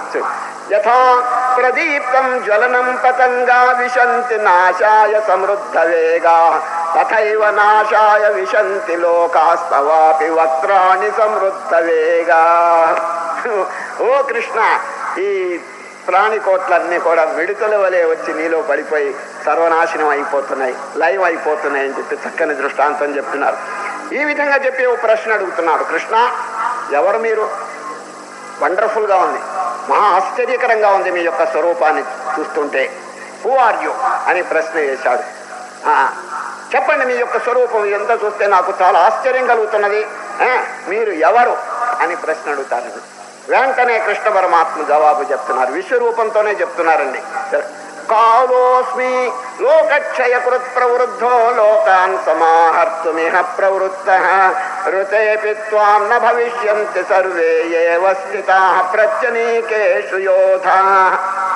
అర్జున, నేనెవరని అడుగుతారా? కాలస్వరూపుణ్ణి. కాలం అంటే ఏమిటి చెప్పండి? ప్రతిదీ కూడా కాలగర్భంలో ఉండిపోతుంది, లైవ్ అయిపోతుందండి. ఏదైనప్పటికీ నీ కాలాన్ని దాటినటువంటిది లేదండి దృశ్య వస్తువు. అటువంటి కాలస్వరూపుణ్ణి నేను. కాలుడంటే యముడనే అర్థం కూడా ఉన్నదండి. కాలుడు కాలస్వరూపం, అందరినీ కబళించేస్తుంది అన్నది. అటువంటి స్వరూపం నేను అని చెప్తాడు ఎవరు? శ్రీకృష్ణ.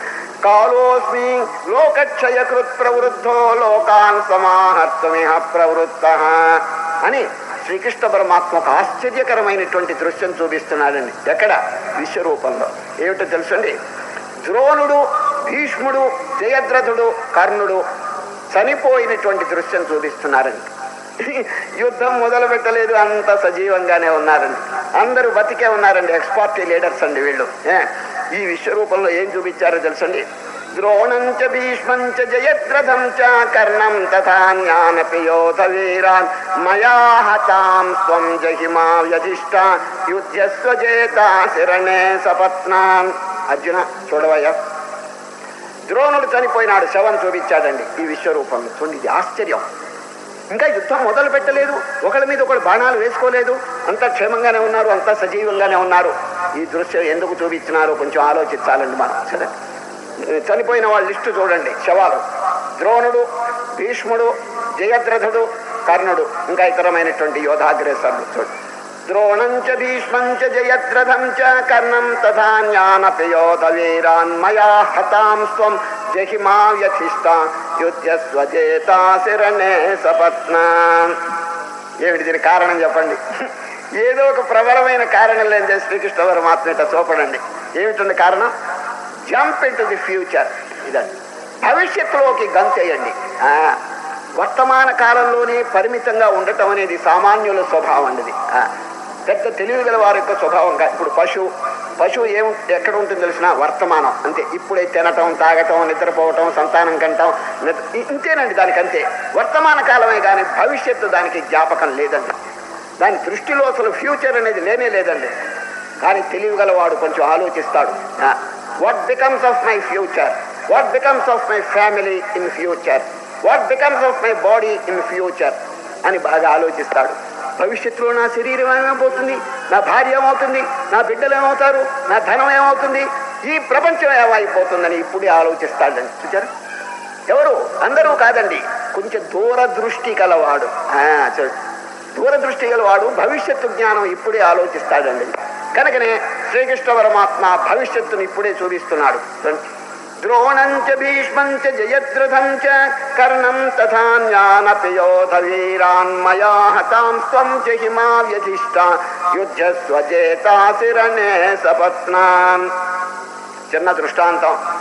ఆనాడు బుద్ధదేవుడండి, శుద్ధోదనుని యొక్క కుమారుడైనటువంటి ఏకైక కుమారుడండి. ఆయనే వారసుడు. ఆయన వివాహం అయింది, అన్ని చక్కగా అనుభవిస్తున్నాడు సంపదలు. ఒక ఆలోచన వచ్చిందండి. ఎందుకు వచ్చిందంటే ఊరికే రాలేదండి. రథం మీద ఎక్కి ఊరు బయటికి పోయినాడండి. పోతుంటే ఎవరో కర్ర పట్టుకుని ఒక ముసలాయన ఇటు అడ్డంగా పోయినాడండి. తండ్రి అయినటువంటి శుద్ధోదనుడు ముసలి వాళ్ళు కనిపించకుండా చేశాడండి తన దేశంలో. ఎందుకంటే ముసలి వాళ్ళని కనుక చూస్తే తన కుమారుడికి వైరాగ్యం కలుగుతుందేమో అనేటువంటి భావం చేత, వైరాగ్యం కలిగితే రాజ్యం వదిలిపెట్టిపోతాడేమో కుమారుడు అనేటువంటి భీతి చేత తన రాజ్యంలో ముసలి వాళ్ళు లేకుండా చేశాడండి. ఎవరు? శుద్ధోదనుడు. తన రాజ్యంలో ఎవరు చావకుండా చేశాడండి. ఎందుకంటే శవాన్ని చూస్తే కుమారుడికి వైరాగ్యం కలుగుతుందేమో అని ఈ విధంగా ప్రికాషన్స్ తీసుకున్నాడండి ఎవరు? శుద్ధోదనుడు. కానీ ఎవడో తప్పాడండి. అక్కడ ఒక ముసలాయన తప్పి అట్ట వచ్చేశాడు, అడ్డంగా కర్ర పట్టుకుని ఇటు అడ్డంగా వచ్చేశాడు, క్రాస్ చేశాడు రోడ్డుని. బుద్ధుడు ఇంతవరకు ముసలాయన్ని చూడలేదండి. ఎందుకంటే తండ్రి ఈ విధంగా తయారు చేశాడు, ముసలి వాళ్ళు కనిపించకుండా. వీడెవడో వంగి ఇట్ట కర్ర పెట్టుకుని పోతుంటే చన్నుడు అనే సారథి నడుపుతున్నాడు రథం. చన్నుడు గారు, ఇటు జంతువు పోయిందే, జంతువు పేరేమిటి అని అడిగాడండి. స్వామి క్షమించండి, జంతువు కాదు మనుష్యుడే. మనుష్యుడు వంగుతాడా అని అడిగాడండి. తప్పకుండా వంగి తీరుతాడు. బాల్యము యవ్వనము అయిన తర్వాత ముసలితనం అని వస్తుంది, అప్పుడు తప్పకుండా వంగుతాడు అన్నాడండి చన్నుడు. అందరూ వంగుతారా అన్నాడు. తప్పకుండా వంగుతారు. నేను కూడా వంగుతానా అని చెప్పకూడదు కానీ వంగి తీరుతారు అన్నాడండి. అయ్యయ్యో నారాయణ, భవిష్యత్తులో ముసలితనం అనే పెనుభూతం వచ్చి నన్ను బాధిస్తాను పోతున్నదే, దాన్ని ఎట్లా జయించడం అప్పుడే మనసులో బాధ కలిగిందండి. సరే, రథాన్ని ఇంకా కొంత దూరం పోనిచ్చాడండి. ఒక ఊరేగింపు ఇటు అడ్డంగా వచ్చిందండి. ఏ ఊరేగింపు తెలిసినా? గోవిందా గోవిందా. ఎవడో చచ్చాడండి. వాడిని శ్మశానానికి ఊరేగింపు. అసలు వాడు చావకూడదండి, వాడు ఎవడో తప్పాడు. పోలీసులు కళ్ళు కప్పాడండి. వాడు తప్పించుకుని పోయినాడు. వాడు ఊరేగింపు పోతున్నది. ఏమిటి ఆ ఊరేగింపు అని అడిగాడు బుద్ధుడు. ఏమి లేదండి, ఎవడో చనిపోయినా. వీడు చావటం ఏమిటి? ఇంతవరకు చావు అనేది తెలియదండి ఆయనకి. బాల్యము యవ్వనము వార్ధక్యము అయిన తర్వాత మరణం అనేది ఒకటి వస్తుంది మహానుభావ. ఎవరో చనిపోయినాడు, శవం జడమైపోయింది, ఇదే శరీరం జడమైంది, ఊరేగిస్తూ పాతి పెట్టానుకో దహనం చేయటానికి తీసు. రామ రామ, శరీరం జడమైపోతుందా? అటువంటి మరణం అనేది వస్తుందా? అందరికీ వస్తుందా అని అడిగాడు. తప్పకుండా వచ్చి తీరుతుంది. జాతస్య ధ్రువో మృత్యు అన్నాడండి ఎవరు? చన్నుడు. నాకు కూడా వస్తుందా అని బుద్ధుడు అడిగితే, స్వామి చెప్పకూడదు కానీ అందరికీ వచ్చి తీరుతుంది అన్నాడండి. ప్లీజ్ టర్న్ బ్యాక్ అన్నాడు. చెప్పండి రథాన్ని. చూడు, మనస్సు మారిపోయింది. మరణము వార్ధక్యము అనేటువంటి పెనుభూతాలు ఎదురుగుండా ఉంటే నాకు శాంతి ఎక్కడ? నేను పెద్ద రాజ్యాధిపతి అవుగాక ఈ శరీర విషయం ఏం చేసేది? భవిష్యత్తులో ఇది మహా బాధలు అనుభవించబోతున్నదే ముసలితనంలో, చావులో. వాటిని ఎట్లా జయించేదని చెప్పి రాత్రంతా విచారణ చేశాడు. తెల్లవారుజామున కానీ అర్ధరాత్రి కానీ చెప్పకుండా వెళ్ళిపోయినాడు. దీని అంతు తేల్చకపోతే ఇంకా జీవితంలో స్వారస్యం ఎక్కడున్నది? జీవితంలో ఆనందం ఎక్కడుంది? తినటం తాగటం పశువులు కూడా చేస్తున్నాయి కదా. మానవుడి యొక్క గొప్పతనం ఏమిటని చెప్పి అన్ని వదిలిపెట్టి పోయినాడండి. పోయి ఆ రాత్రంతా చక్కగా విచారణ చేసినాడండి. జర మరణం, మన భగవద్గీతలో కూడా ఈ రెండింటిని గురించిన ప్రస్తావన ఉన్నదండి. ఏ ప్రాణికైనా ఈ రెండు బాధిస్తాయండి, జర మరణ. జర అంటే ముసలితనం, మరణం అంటే మృత్యు. ఈ రెండింటిని దాటటం మహా కష్టం అండి. ఆ విషయం తెలియక యవ్వనంలో ఎగిరెగిరి పడుతుంటారండి. బాల్యంలో యవ్వనంలో ఆహా life is wonderful, life is happy అని చెప్పి అంటుంటారే కానీ ఆ రెండింటి విషయం ఆలోచించరండి. అప్పుడు ఎన్ని బాధలు పొందాలో అన్ని బాధలు పొందుతారు. మహనీయులైనటువంటి వారు వాటిని జయించటానికై పూనుకుంటున్నారండి. సరే, ఆ రెండు బాధలు దేని వరకు వచ్చినాయి అంటే శరీరం వల్ల వచ్చినాయండి. శరీరం ఎందుకొరకు వచ్చిందంటే అజ్ఞానం వల్ల వచ్చిందండి, కర్మ వల్ల వచ్చింది. ఆ కర్మ అజ్ఞానం వల్ల వచ్చింది. ఆ కర్మను రహితం చేయాలండి జ్ఞానం చేత. జ్ఞానాగ్నిదగ్ధ కర్మాణం. జ్ఞానం అనేటువంటి అగ్నిని సంపాదించుకుంటే కర్మంతా నాశనం దగ్ధం అయిపోతుందని గీతలో చెప్పలేదండి. ఇక పునర్జన్మ, మళ్ళా పుట్టడం చావటం అనేది ఉండదండి ఎవరికి? జ్ఞానం అనే అగ్నిని సంపాదించినటువంటి వారికి. కనుక శ్రీకృష్ణ పరమాత్మ భవిష్యత్తుని ఇప్పుడే రూపొందిస్తున్నాడండి. అది ఏం జరుగుతుంది చెప్పండి. ఇప్పుడు చూడండి, ద్రోణుడు బతికే ఉన్నాడు, కర్ణుడు బతికే ఉన్నారు, అందరి యొక్క శవాలు చూపించినాడంటే దాని అర్థం భవిష్యత్తు ఇప్పుడే రూపొందించుకోండి. రేపు జరగబోయే విషయం ఈనాడే చింతన చెయ్యండి. ఇది ఇప్పుడున్నటువంటి పరిస్థితి ఎప్పుడు శాశ్వతం కాదు. బుద్ధదేవుడు అండి ఏకాంతంలో ధ్యానం చేసుకుంటూ చక్కగా తపస్సు చేసుకుంటున్న రోజుల్లో తండ్రి అయినటువంటి శుద్ధోదనుడు ఒక దూతను పంపిస్తాడండి. నా కుమారుడి దగ్గరికి వెళ్ళి అడగండి, మీ తండ్రి రాజు, మీ తాత రాజు, మీ ముత్తాత రాజు, నీవు కూడా రాజు, రాజ్యం అనుభవించటానికి రా అని చెప్పి నా కొడుక్కి చెప్పి పిలుచుకురాండి అని పంపించాడండి. ఎవరిని? దూతని. దూత వెళ్ళి బుద్ధుడు ఏకాంతంలో ఉంటే చెప్పినాడండి, ఏమండి మీరు రాజట, మీ నాయన రాజట, మీ తాత రాజట, కాబట్టి రాజ్యం అనుభవించడానికి మీకు అర్హత ఉన్నదట, దయచేయండి అని చెప్పి అడిగితే బుద్ధుడు ఏం చెప్పాడు తెలుసండి? చెప్పు, మా నాయనకి చెప్పు. బుద్ధుడు ఈ జన్మలో సన్యాసి, పూర్వజన్మలో సన్యాసి, ఆ పూర్వజన్మలో సన్యాసి, ఇది సన్యాసి పరంపర, ఆయనది రాజపరంపర, కాకతాళీయంగా ఇద్దరు ఇక్కడ కలుసుకున్నామని చెప్పవయ్యా అన్నాడండి. ఆయన వెళ్ళి అట్లా చెప్పితే అట్లా చెప్పినాడు. శుద్ధోదనుడు ఏం చెప్పినాడు? సరే ఈయన ఒప్పించలేము, కనీసం వచ్చి దర్శనం, ఊరికి దర్శనం ఇప్పించండి చాలు, ఇక్కడేం ఉండక్కర్లేదు, రాజ్యం పాలించక్కర్లేదు, చాలా రోజులైంది వారిని చూచి ఒక్కసారి దర్శనం వారిని చూచి ఆనందపడి తర్వాత కావాలంటే వెళ్ళిపోండి, అంత మాత్రమే చాలు అని చెప్పండి, పిలుచుకురండి అన్నాడు. బుద్ధుడి దగ్గరికి వెళ్ళి దూత, ఏమండి ఊరికి వస్తే చాలట, మీ దర్శనమే చాలు, ఒకసారి చూచి మళ్ళీ పంపించేస్తారు అని. తప్పకుండా వస్తాను, 4 షరతులు పాటిస్తాడేవో చెప్పండి. 4 షరతులు చెప్పాడు ఎవరు? బుద్ధుడు. నభవే మరణాయ జీవితమే. మొదటి షరతు, నాకు మృత్యువు రాకుండా మా నాయన తప్పించగలడా? First question. అట్లా తప్పిస్తే నేను ఇప్పుడే వస్తాను, ఇప్పుడు వచ్చి రాజ్యాన్ని దగ్గరికి వస్తానంటాడు. చూడండి ఇటువంటి దూరపు ఆలోచన చేసినాడు బుద్ధుడు. ఫస్ట్ క్వశ్చన్, నభవేన్ మరణాయ జీవితం మే విహరే స్వాస్థ్యమిదంచమే నరోగ. నాకు రోగం రాకూడదు, జబ్బు రాకూడదు, మా నాయన చేయగలడా? అట్లా చెప్పండి. నచ యౌవనమాక్షిపే జరామే. నాకు ముసలితనం రాకూడదు, మా నాయన చేయగలడా? కనుక్కో. నచ యౌవనమాక్షిపే జరామే నచ సంపత్తి మిమాం హరే ద్విపత్తి. నాకు ఎల్లప్పుడూ సంపదలు ఉండాలి కానీ ఆపత్తులు కలగకూడదు. ఈ 4 షరతులు కనుక మా నాయన పాలించేట్టుగా ఉంటే ఇప్పుడే బయలుదేరి వస్తానన్నాడు. దూత వెళ్ళి వాళ్ళ నాయనకి చెప్పితే తండ్రి అన్నాడు, నా మృత్యువే నేను తప్పించలేకపోతే ఆయన మృత్యు ఎవడు తప్పిస్తాడు? ఒక్క నమస్కారం పెట్టి వదిలేశాడండి. ఇదంతా ఎందుకు చెప్తున్నానంటే భవిష్యత్తులో జరగబోయేటువంటి విషయాలు ఇప్పుడే ఆలోచించాలండి, తెలివిగలవాడు. కనుక శ్రీకృష్ణ పరమాత్మ ద్రోణుడు, భీష్ముడు వీళ్ళందరి యొక్క శవాలు చూపించాడండి. ద్రోణంచ భీష్మంచ జయద్రథం చ కర్ణం తథా జ్ఞానపయోధ వీరాన్ మయా హతాం స్వం జహిమార్యధిష్టాయుధ్యస్వ జేతాశిరణే సపత్నాన్. ఒక గ్రామం ఉందండి, 100 ఇళ్ళు ఉన్నాయండి. ఆ గ్రామంలో 100 ఇళ్ళు ఉన్నాయి.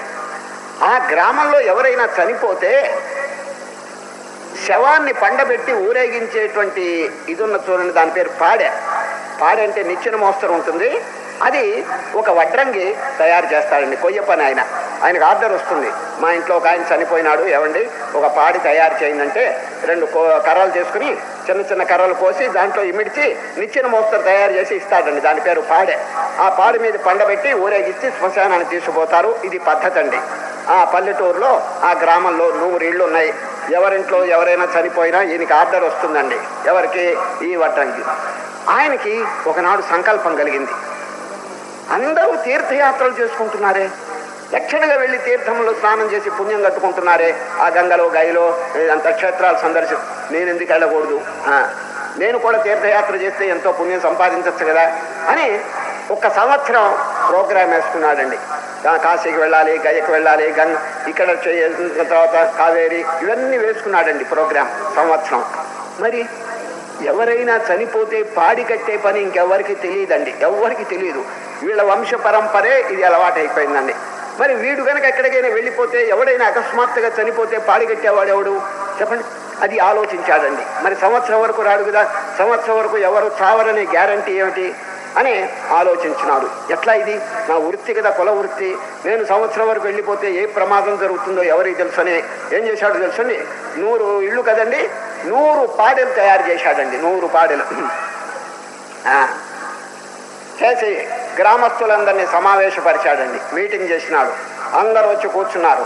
ఓ గ్రామస్తులారా, పుణ్యం మీరే నాకు కట్టుకునేది, నేను పుణ్యం కట్టుకోకర్లా. మీరంతా తీర్థయాత్రకు వెళ్తున్నారు కదా, నేను వెళ్ళక్కర్లా. కాబట్టి సంవత్సరం వరకు నేను తిరిగి రాను. మరి సంవత్సరం లోపల ఏం ప్రమాదం జరుగుతుందో ఎవరికి తెలియదు. కాబట్టి ఈ వృత్తి అనేది మా వంశానికి తప్ప ఇంకెవరికి తెలియదు, పాడికట్టే పని.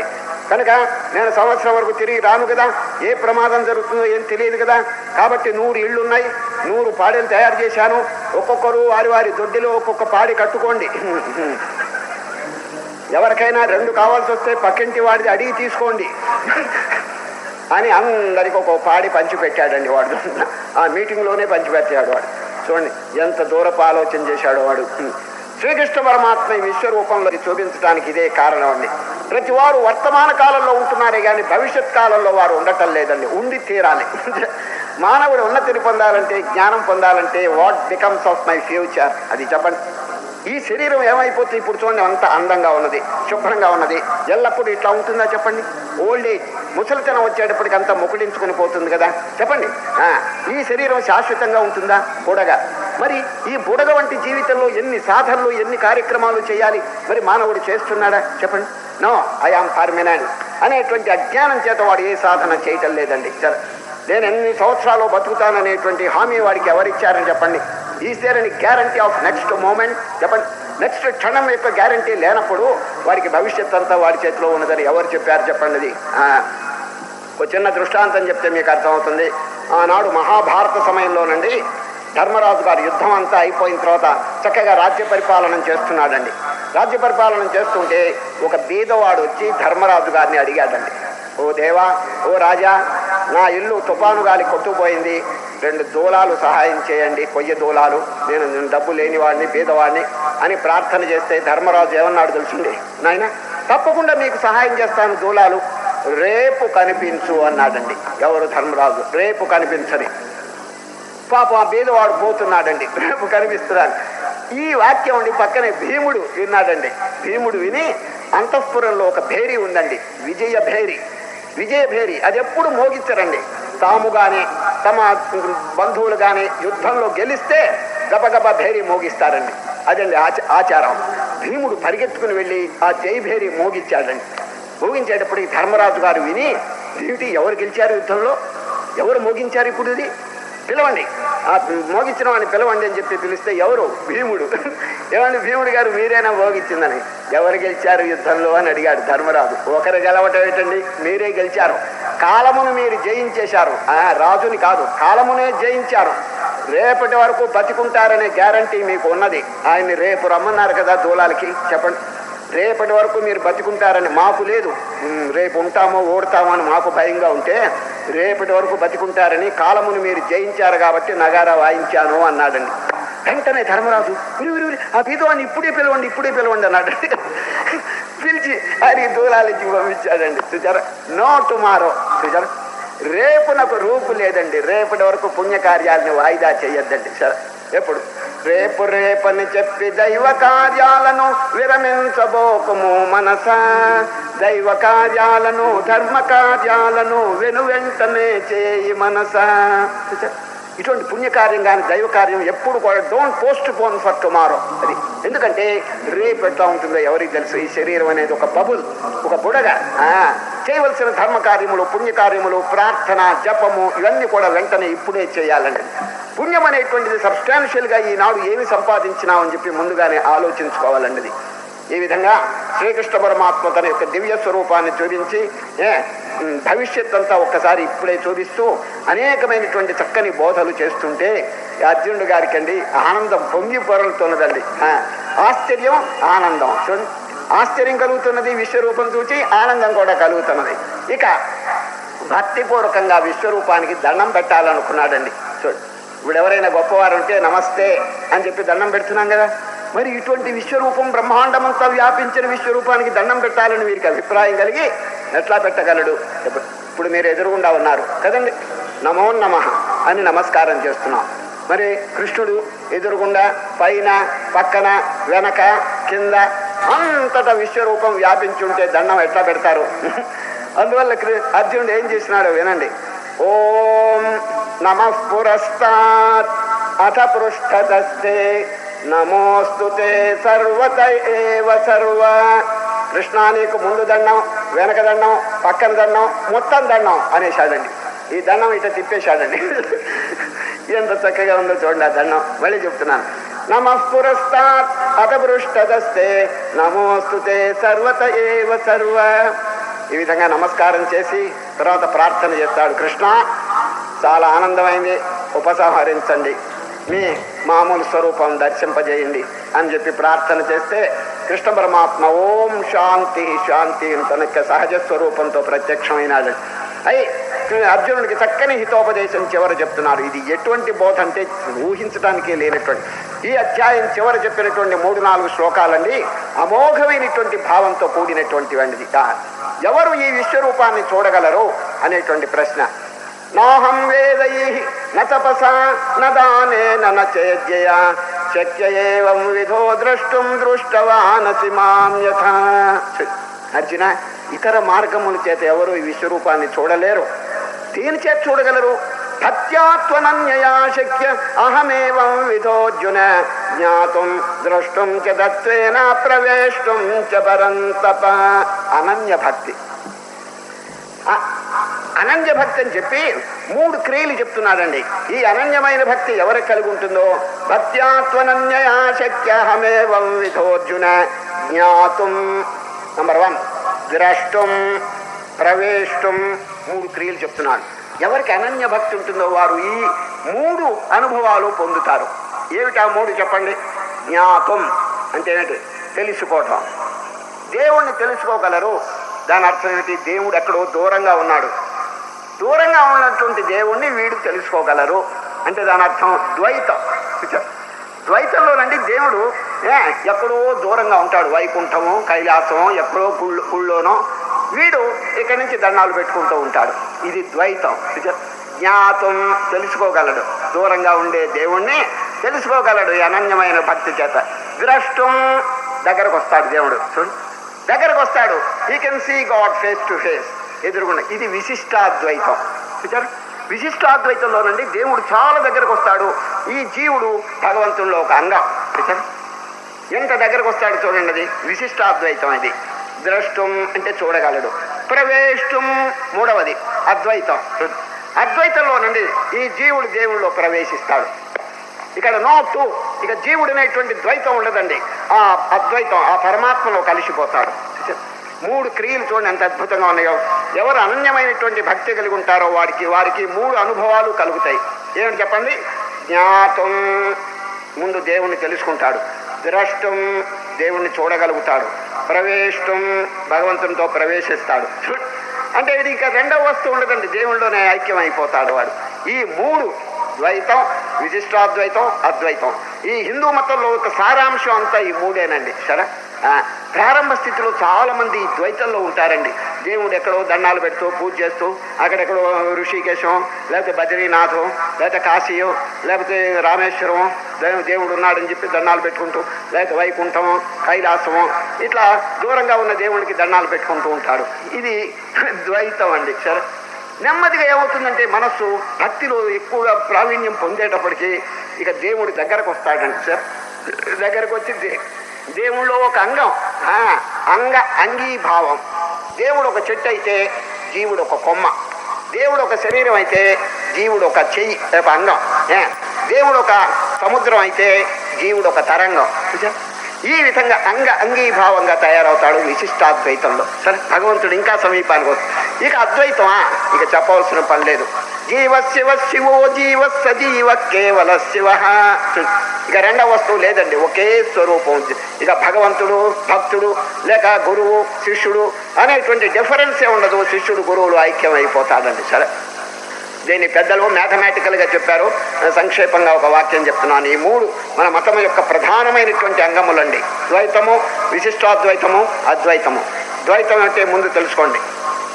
2 సర్కిల్స్. సర్కిల్స్ అంటే వృత్తం అంటారు, లేక సున్నా. ఒకటి పెద్ద వృత్తం, పెద్ద సున్నా, చిన్న సున్నా. 2 సర్కిల్స్ కనెక్టెడ్ బై డివోషన్. చూడండి, పెద్ద సర్కిల్ ఏమో భగవంతుడు, చిన్న సర్కిల్ ఏమో జీవుడు అండి. 2 circles separate each other from each other, connected by devotion. ఇదండి ద్వైతం. తర్వాత విశిష్టాద్వైతం ఏమిటంటే 2 సర్కిల్స్ కాదండి, small circle within the big circle, motion regulated by the big circle. ఇది విశిష్టాద్వైతం. చూడండి, చిన్న సున్నా సర్కిల్ పెద్ద దాంట్లోకి వచ్చేస్తుందండి. అది పెద్ద సర్కిల్ దీని యొక్క సమస్త సమాచారంలో అదే చూసుకుంటూ ఉంటుందండి. సరే, small circle within the big circle, motion regulated by the big circle. ఇది విశిష్టాద్వైతం. ఇక అద్వైతం ఏమిటి తెలుసండి, small circle within the big circle expands and coincides with the big circle.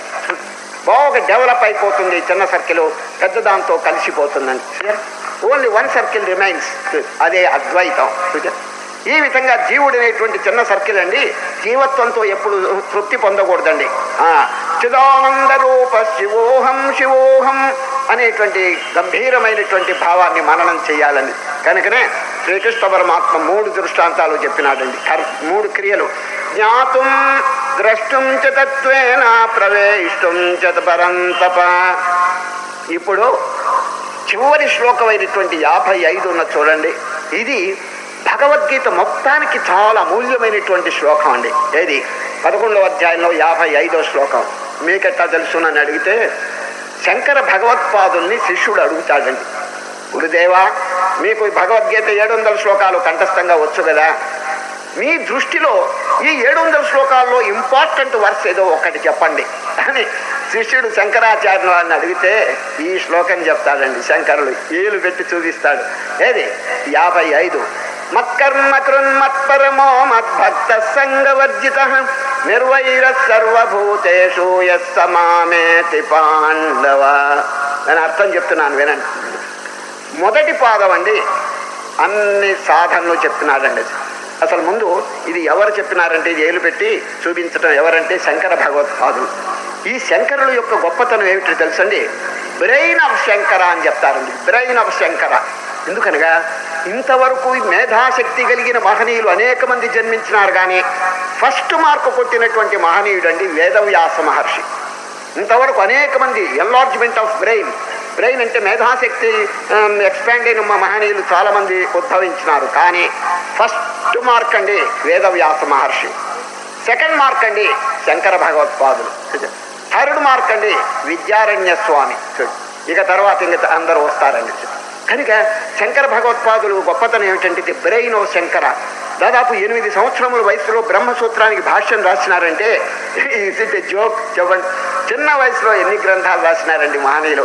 కనుకనే ది బ్రెయిన్ ఆఫ్ శంకర. ఒక భక్తుడు భగవంతుని ప్రార్థన చేస్తున్నాడు, చూడండి ఎంత చక్కగా వచ్చేస్తున్నాడు. O Lord, grant me the body of Muhammad, the brain of Shankara, the heart of Buddha, the purity of Zoroaster, the forgiveness of Jesus Christ, the divine recklessness of Ramatirtha, the fearlessness of Vivekananda, and the non-violence of Mahatma Gandhi. దేవుణ్ణి ప్రార్థన చేస్తున్నాడు. మహనీయుల్లో ఉండేటువంటి గొప్ప విషయములన్నీ నాలో ప్రవేశించుగాక అని చెప్పి ప్రార్థన చేస్తున్నాడు. ఒకసారి దాని అర్థం చెప్తాను. O Lord, grant me the body of Muhammad. మహమ్మదీయులందరికీ గురువు అయినటువంటి మహమ్మద్ నిబండి ఆచార విచారముల్లో చాలా గొప్పవారండి. నమాజ్కి వెళ్ళేటప్పుడు చేతులు కాళ్ళు ఇవన్నీ కూడా బాగా కడుక్కోవటం, ఇటువంటి బాహ్యాచారములో చాలా గొప్పవారు. కాబట్టి ఓ దేవా, ఆ మహమ్మద్ నబీ యొక్క ఆచారములు నాకు వసంగుగాక అంటాడండి. The body of Muhammad, the brain of Shankara. శంకరుని యొక్క మేధాశక్తిని నాకు అనుగ్రహించండి అంటాడు. ఆ తెలివి మేధాశక్తి. ది హార్ట్ ఆఫ్ బుద్ధ, బుద్ధుని యొక్క హృదయం. ఎంత ప్రేమండి. మరి మామగారు ఎవరో పక్షిని కొట్టేస్తే ఆ పక్షిని తీసుకుని బాగా కాపాడి దాని ప్రాణదానం చేస్తాడండి. ఎవరు? బుద్ధుడు. కేవలం మానవుల మీదే కాదు, పశుపక్షాదుల మీద కూడా తన ప్రేమను విస్తరింపజేసిన మహనీయుడండి. ఎవరు? బుద్ధదేవుడిది. కనుకనేది హార్ట్ ఆఫ్ బుద్ధ, బుద్ధుని యొక్క హృదయం నాకు అనుగ్రహించుగాక. The purity of Zoroaster. Zoroaster అంటే పర్షియన్ మతానికి గురువు అండి. వారు మహాపవిత్రులండి. ఆ పవిత్రతను నాకు దయచేయండి అని ప్రార్థన. The purity of Zoroaster, the forgiveness of Jesus Christ. క్రీస్తు యొక్క క్షమాశీలత్వం. చూడండి, శత్రువులు వచ్చి మేకులు కొట్టి శిలువ మీద మేకులు కొడుతుంటే ఓ లార్డ్ ఫర్గివ్ దెమ్. చూడండి, దేవా ఆ శత్రువుల్ని క్షమించండి. ఎవరైనా ఆ విధంగా చెప్తారండి. For they know not what they do.